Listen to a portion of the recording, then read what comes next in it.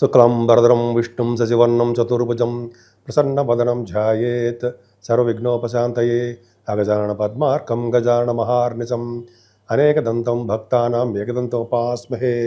ఓం గం గణపతయే నమః. ఓం శ్రీమాత్రే నమః. ఓం శ్రీ గురుభ్యో నమః. ఈ టీవీని వీక్షిస్తున్నటువంటి ప్రేక్షకులందరికీ కూడా పేరు పేరున నా హృదయపూర్వక నమస్కారాలు. ఇప్పుడు మనం జూన్ 1వ తారీఖు నుంచి జూన్ 30వ తారీఖు వరకు కూడా ఈ 12 రాశుల వారికి ఎలా ఉండబోతుందో తెలుసుకుందాం. దానికంటే ముందర నా పేరు వాడరేవు ఆదినారాయణరావు శర్మ. 7075389589 7075389589. మీ జాతకాలు చూపించుకోవాలనుకున్నా, అదే ఏదైనా ముహూర్తాలు పెట్టించుకోవాలనుకున్నా మా ఆది ఆస్ట్రాలజీకి ఫోన్ చేయండి. నేను తప్పకుండా నేనే లిఫ్ట్ చేస్తాను ఫోను. ఒకవేళ ఇలా షూట్స్లో ఉన్నప్పుడు, అదే జాతకాలు చెప్తున్నప్పుడు నేను లిఫ్ట్ చేయలేకపోవచ్చు, వాట్సాప్ మెసేజ్ పెడితే తప్పకుండా నేను మీకు రెస్పాండ్ అవుతాను. సో తప్పకుండా మీకు రెస్పాండ్ అవ్వడమే కాకుండా మీకు జవాబులు కూడా చెప్తూ ఉంటాను. మీకు ప్రాబ్లమ్స్ ఉంటే చెప్తూ ఉంటాను. సింహరాశి వారికి సింహంలాగానే ఉంటారండి మీరు. ఎందుకంటే జనరల్గా కుజుడు మీ రాశిలో ఉండడం వలన, కేతు కూడా మీ రాశిలో ఉండడం వలన ధైర్యంగా ఉండము, ప్రతి పనిలోనూ సింహంలా ముందుకు దూసుకుపోవడము, అలాగే ప్రతి పనిలోనూ మేము దూసుకుపోవడమే కాదండి, సలహాలు సంప్రదింపులు ఎక్కువగా, ఉచిత సలహాలు, తెలివితేటలు అధికంగా ఉండడము. ఉచిత సలహాలు అంటే అర్థం ఏంటంటే ఎవరికైనా సలహాలు కావాలంటే వాళ్ళు చక్కగా చెప్తారు, మీరు వింటారు కూడా వాళ్ళు. అంతేకాదండి, కుటుంబంలో చిన్న చిన్న ప్రాబ్లమ్స్ ఉంటాయండి ఎందుకనో. అంతేకాకుండా సకాలంలో కూడా ధనం కూడా మీకు రాదు, చిన్న ప్రాబ్లమ్స్ వస్తూ ఉంటాయి. కొద్దిగా జాగ్రత్తగా కొద్దిగా ట్యాకిల్ చేయండి. కానీ ద్వితీయ భావాన్ని సరి చూస్తున్నంత మాత్రాన మీకు డబ్బులు లేవని చెప్పడానికి అవకాశం లేదు. మిగతా గ్రహాలు లేవా, లాభస్థానంలో గురుడు లేడా మీకు, అక్కడ చెప్పుకుందాం, బ్రహ్మాండ డబ్బులు ఉంటాయి మీకంటే. శని ప్రభావం వల్ల సమయానికి చేతికి డబ్బులు అందలేకపోవచ్చు. అలాగే కొన్ని సందర్భాల్లో మీరు ఉన్న ఊరు నుంచి దూర ప్రాంతాలకు వెళ్ళవచ్చు, అది కూడా ఉంది కదా. పైగా షార్ట్ జర్నీస్ కూడా ఎక్కువ చేసేస్తుంటారు మీరు. షార్ట్ జర్నీసే కదండి, మీ తమ్ముళ్ళని చెల్లెలని బాగా కలుస్తుంటారు. వే ఆఫ్ లివింగ్ స్టైల్ చాలా బాగుంటుంది. కొత్త కొత్త ఆలోచనలు వస్తాయి, కార్యరూపం తెలుస్తారు. ఎంత బాగుందండి. 4th house లార్డ్ రాశిలో మీ రాశిలో ఉన్నాడు కదా, చదువు బాగా వస్తుంది. చదువు రావడమే కాకుండా తల్లిగారికి, మీ మదర్ యొక్క ప్రేమాభిమానాలు ఎక్కువ ఉంటాయండి.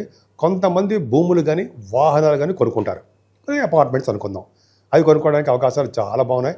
రైతులకు కూడా చక్కగా వాళ్ళ పంటలు అంటే పంటల గురించి చెప్పాల్సిన అవసరం లేదు, రైతులకి ధర ప్రాప్తి కలుగుతుంది, ఎందుకంటే పంటల్లో ఉంటారు కాబట్టి.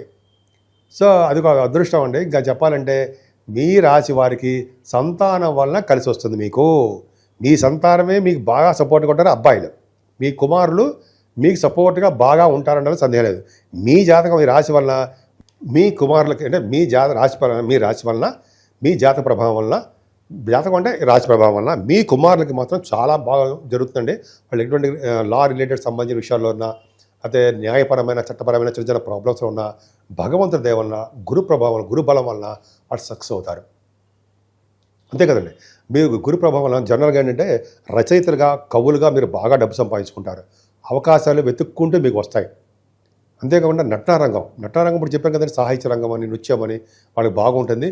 సినిమా ఫోటోగ్రఫీ అంటాం సరే, సినిమాటోగ్రఫీ ఏదో అంటాం మనం, అవి వాళ్ళకి కూడా చాలా మంచి ఫలితాలు ఉంటాయి. ముఖ్యంగా మరి స్టాక్ మార్కెట్ వాళ్ళు వద్దా, మరి మేమైపోతూ ఉంటారు వాళ్ళు. బ్రహ్మాండంగా ఉంటుందండి. రవి బలం వలన బాగా సక్సెస్ అవుతారు. అంతేకాకుండా కొంతమంది ఎంతో కాలంగా వెయిట్ చేస్తూ ఉంటారు పదవులు, పొలిటికల్ రంగంలో పదవులు, అవి రావడానికి కూడా కొద్దిగా అవకాశాలు ఉన్నాయి. పంచమ స్థానం పర్ఫెక్ట్గా స్ట్రాంగ్. కానీ రాహు మరి ప్రభావం ఉన్నాడు కదా 7వ స్థానంలో. మరి భార్యాభర్తలకు అనురాగ దాంపత్య జీవితం ఎలా ఉంటుందండి, ప్రాబ్లం ఉంటుంది కదా. రాహు వల్ల వివాహాలు లేట్ అవ్వడం కూడా ఉంటుంది కదా. అవును, నిజంగా రాహు 7వ భావంలో ఉంటే వివాహాలు లేట్ అవ్వడము, లేకపోతే కొంతమందికి ఏమో భార్యాభర్తలు బాగుండకపోవడం జరుగుతుంది. నేను ఒక చోట చదివాను, 7వ భావంలో కనుక రాహు ఉంటే ఆడవాళ్ళ లేడీస్కి పెళ్ళి అయిన తర్వాత వాళ్ళ వైవాహిక జీవితం అద్భుతంగా ఉంటుందిట. ఒక చోట చదివాను నేను ఒక మ్యాగజైన్లో. సరే, అది పక్క పెడదామండి. మీ రాహుకి గురుదృష్టి ఉండడం వలన చక్కటి వివాహ శుభకార్యాలు జరుగుతాయి, భార్యాభర్తలు బాగుంటారు, ఎప్పుడు ఏ ప్రాబ్లం లేకుండా హాయిగా ఉంటారు. కానీ అమ్మవారు పూజ చేసుకోండి, సరిపోతుంది. శనీశ్వరుడు అష్టమ, ఇక్కడ మాత్రం ప్రాబ్లం అండి. మీకు అష్టమ శని దోషం చాలా ఉంది. ఎవరిని వదిలిపెట్టాడు, మిమ్మల్ని ముఖ్యంగా ఎందుకు చెప్తాను, 6వ ఇంటి వాడు అయిపోయాడు కాబట్టి, పైగా జలతత్వ రాశిలో ఉన్నాడు కాబట్టి మీకు వాటర్ వలన ప్రాబ్లం వస్తుంది. ఆయన చెప్పడం, ఆయన ఇచ్చి తీరుతాడు. కాకపోతే అంటే మీకు పాదాలకు దెబ్బ తగలేట్ చేస్తూ ఉంటాడు ఆయన. వాటర్ సైన్ దగ్గరికి వెళ్ళకండి. స్విమ్మింగ్ పూల్స్ కానీ, నదులు కానీ, గోదావరి కానీ అంటుంటాం కదా మనం, వాటి దగ్గరికి వెళ్లకుండా ఉంటే మంచిది. ఆ సందర్భం వస్తే మనం ఖచ్చితంగా వెళ్తాం, నేనైనా వెళ్ళి తీరుతాం. కాకపోతే అంటే ఎవరైనా పక్కన ఉంటే మంచిది, ఏ ప్రాబ్లం ఉండదు. కానీ శనీశ్వరుడు వలన అనేక రకాలుగా ఇబ్బంది పెడుతుంటాడు, ఏది కూడా సక్సెస్ కాదు, బద్ధకం, వస్తువులు పోతూ ఉంటాయి, అనారోగ్య సమస్యలు, ఏదో వెళ్తి సాటిస్ఫాక్షన్ లేకుండా ఉండము, చాలా చాలా ఇబ్బంది ఉంటుందండి. కొద్దిగా శనీశ్వరుడికి మాత్రము తైలాభిషేకాలు చేయించుకుంటూనే ఉండాలి. అది గొప్ప సూత్రం అండి అది. ఓం శం శనేశ్వరాయ నమః, ఓం శం శనేశ్వరాయ నమః, ఓం శం శనేశ్వరాయ నమః మూల మంత్రం చెప్పించిన చాలు కదండి. శనీశ్వర దోషాలు నెమ్మది తగ్గిపోతాయి కదా. 9th house lord, 10th house lord శుక్రుడు ఎక్కడ భాగ్యంలో ఉన్నాడు. అది చాలా నిజంగా చాలా నాకు ఎందుకంటే సంతోషంగా ఉంది. ఎందుకంటే 10th house లార్డ్ 9th houseలో ఉన్నా, 9th house లార్డ్ 10th houseలో ఉన్న మేము చెప్తుంటాం కదా, విపరీతం రాజయోగాలు ఇస్తాడని. శుక్రుడు రాజయోగాన్ని ఇస్తున్నాడు మీకు. అంటే చరతత్వ రాశిలో ఉన్నాడు కాబట్టి విదేశ పర్యటన చేస్తాడు, విదేశాలు వెళ్ళిపోతుంటారు, విదేశాల్లో హాయి ప్రశాంతంగా చాలా కాలం ఉండడానికి అవకాశం ఉంది. సినిమా రంగంలో ఉన్న వారికి 9th భావం కదా, సినిమా రంగంలో ఉన్న వారికి అద్భుతమైన ఫలితాలు ఉంటాయి. కుజుడు కూడా బాగున్నాడు కాబట్టి రియల్ ఎస్టేట్ రంగంలో ఉన్న వ్యాపారస్తులకు చాలా బాగుంటుంది.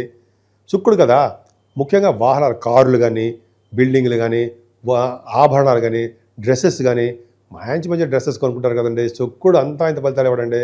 శుక్రుడు యోగించాడంటే బ్యూటిఫుల్గా అందంగా తయారవుతారు, పెర్ఫ్యూమ్స్ కూడా వాడేస్తుంటారు. దశమంలో రవి బుధుడు, ఇంతకంటే ఏం కావాలండి. దశమంలో రవి దిగ్బలుడు కదా. దశమంలో రవి బుధులారంటే ముఖ్యంగా రాజకీయ నాయకులకి బాగా ఒక పేరు ప్రఖ్యాతులు చెందుతారు. ఫస్ట్ పాయింట్ వాళ్ళకి. రవి బుధుడు అన్న ఆడిటర్స్కి చాలా బాగుంటుంది. CMA అంటాం కదా, ఫైనాన్స్ అండ్ అకౌంట్స్, వాళ్ళకి అద్భుతంగా ఉంటుంది. అలాగే డాక్టర్స్, రవి బుధుడు కాంబినేషన్ వాళ్ళకి, గణిత శాస్త్రజ్ఞులు, మ్యాథమెటిషియన్స్కి, అలాగే చాలా మనం అనుకుంటున్నాం ఇంజనీర్స్ రవి బుధుడు కాదులేండి, కానీ గురు బుధుడు గురించి చెప్పుకుందాం. ఈ రవి బుధుడు కాంబినేషన్ బాగుంది. దశమ స్థానంలో దిగ్బలుడు రవి చాలా గవర్నమెంట్ ప్రొఫెషన్స్లో ఉండడానికి అవకాశం, చాలా అద్భుత ఫలితాలు ఇస్తాడు. గవర్నమెంట్ జాబ్లో మీరు ఉంటారు, ఉన్నతమైన పదవులు పొందుతారు. అలాగే మీరు సాఫ్ట్వేర్ రంగ ఉద్యోగస్తులు కూడా చాలా బాగుంటుంది.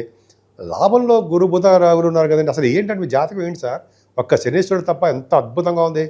గురు బుధులు ఉండడం వల్ల ఆడిటర్స్, డాక్టర్స్, మ్యాథమెటిషియన్స్, ఇంజనీరింగ్ సంబంధించిన వాళ్ళు అంత బాగుంది, అద్భుతంగా ఉంది కదండి గురు బుధులు.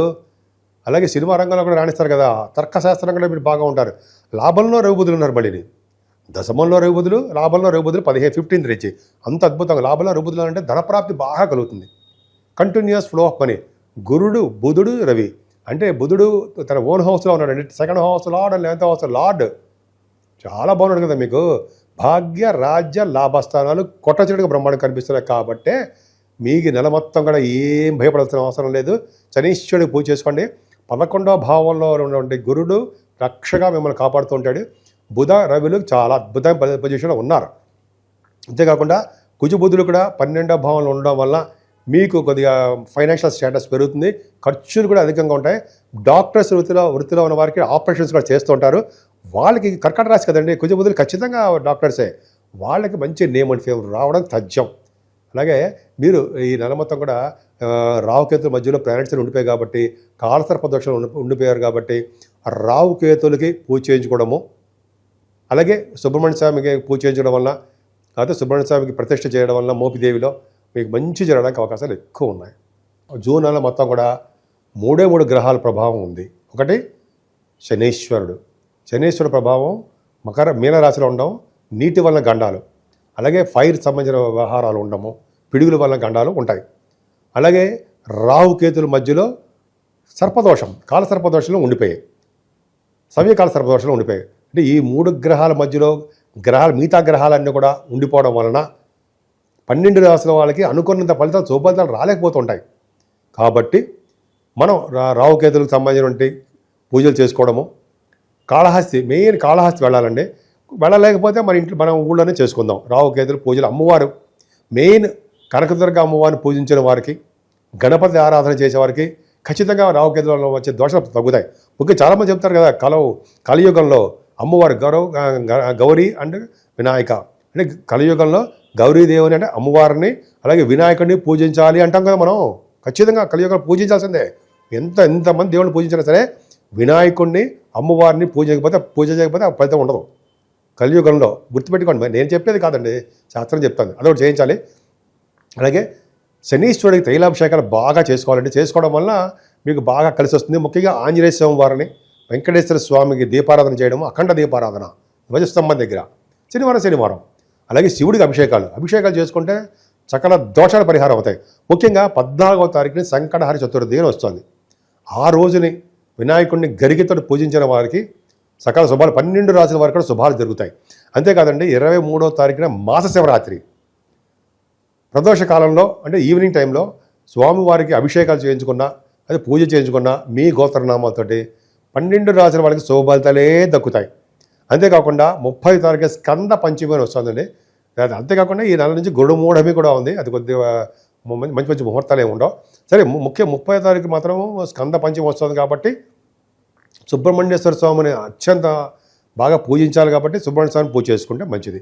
సో ఈ విధంగా మీరు మీకు ఇష్టమైన దేవుడు ఎవరు అని ఉంటే ఆ దేవుడికి పూజించండి.